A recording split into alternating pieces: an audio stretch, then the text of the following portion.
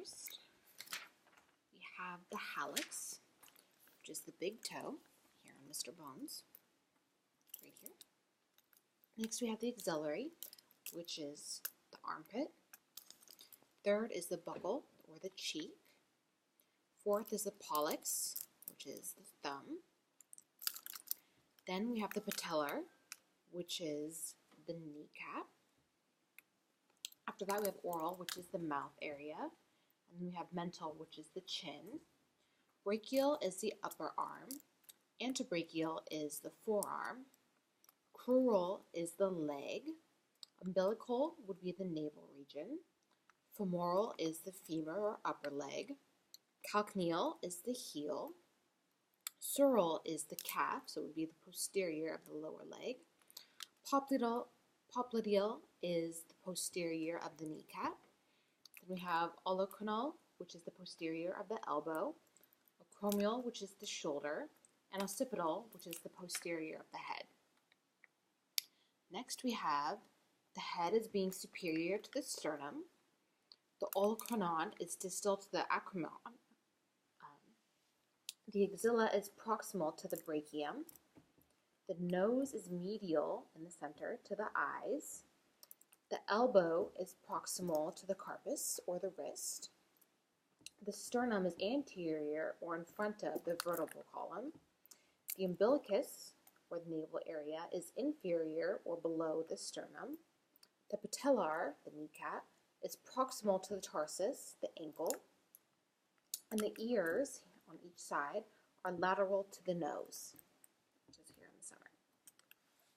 All right, and here we go for the 9 regions. So for the 9 regions, here for you, we have the right hypogastric region, the epigastric region, the left We have the right hypochondriac region, the epigastric region, the left hypochondriac region, and then we have the right lumbar region, the umbilical region, the left lumbar region, the right iliac region, the hypogastric region, and the left iliac region. Within the right hypochondriac region, we have the liver, the gallbladder, parts of the small intestine, parts of the ascending colon, and parts of the transverse colon. In the epigastric region, we have the continuation of the esophagus, the stomach, parts of the liver, the pancreas, as well as parts of the very top of the small intestine. Within the left hypogastric region, we have the stomach, the very tip of the liver, parts of the pancreas, as well as parts of the small intestine and parts of the transverse and descending colon. In the right lumbar region, we have the bottom edge of the liver. The liver goes like this. We have the remainder of the gallbladder, as well as the small intestine and the ascending colon. In the umbilical region, we have the majority of the small intestine, as well as parts of the stomach and the pancreas.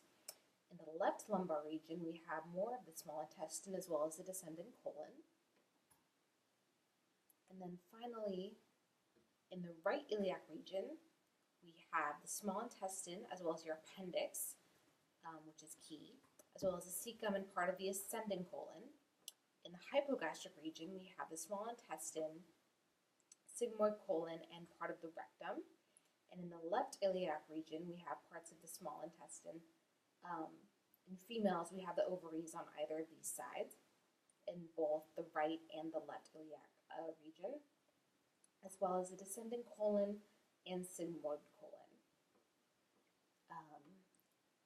In the hypogastric region, you can actually find the urinary bladder, and in females, it also contains the uterus. In males, it contains the prostate.